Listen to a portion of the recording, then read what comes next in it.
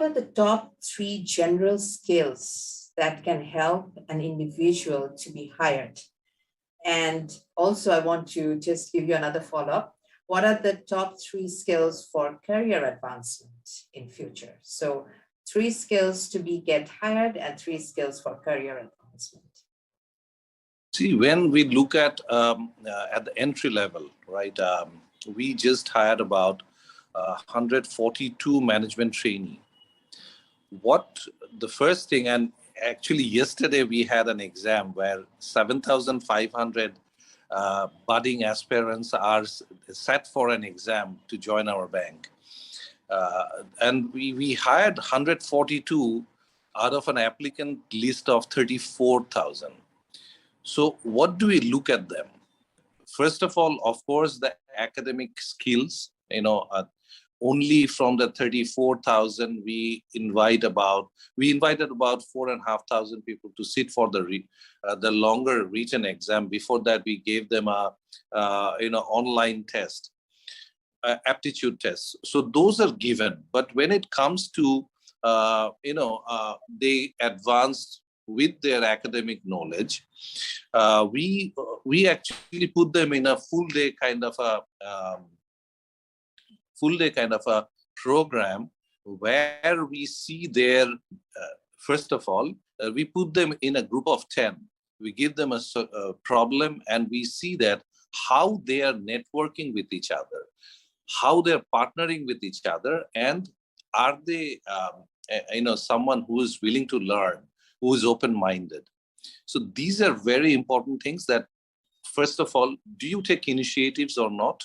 Or you are just sitting in a corner, just following others? So that's number one important role, is that, you have to take that initiative of starting something. Second is that, are you a team player or not?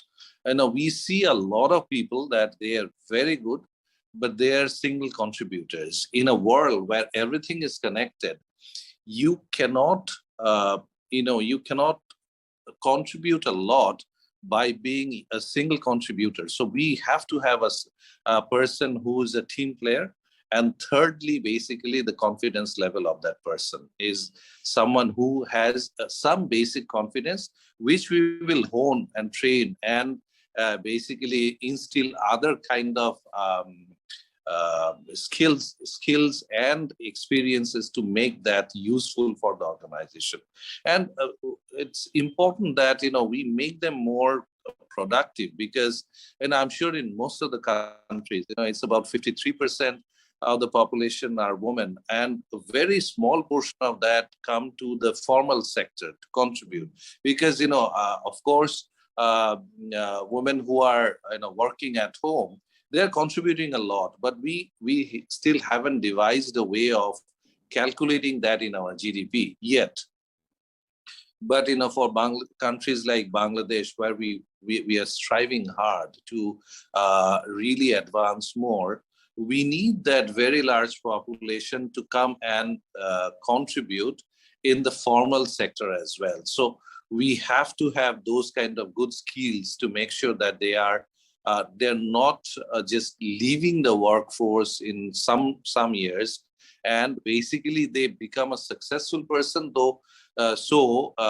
Success drives more success. So those are the first 3 qualities. And then in the workplace, what we see is that, again, that the person is, again, taking initiatives. If I give someone a responsibility, he's taking ownership of that piece of work and trying to solve that, instead of just trying to